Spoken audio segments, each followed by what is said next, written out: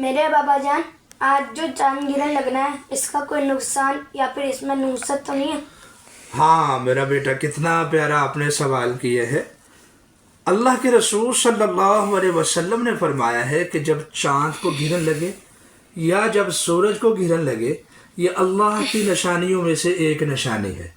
جب تم دیکھو کہ سورج کو گرن لگا ہوا ہے یا چاند کو گرن لگا ہوا ہے تو تم اس وقت اللہ سے توبہ کرو، اپنے گناہوں کی بخشش مانگو اور دعا کرو اور اللہ کا ذکر کرو۔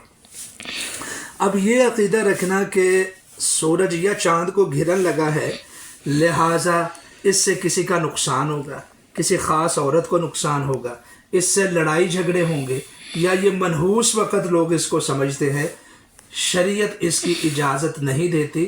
شریعت میں کوئی وقت منحوس نہیں ہے، اللہ نے سارے وقت قیمتی وقت بنائے۔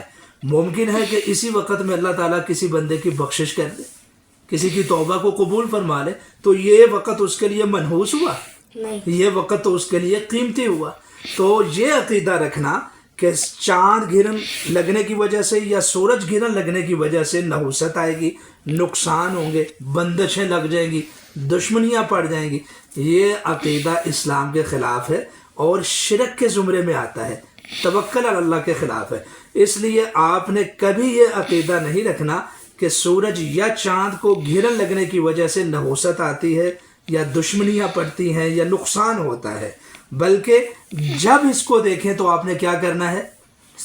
استغفار کرنا ہے، اللہ تعالیٰ سے دعا کرنی ہے اور اللہ تعالیٰ کا شکریہ ادا کر۔ ذکر کرنا ہے اور شکریہ ادا کرنا ہے۔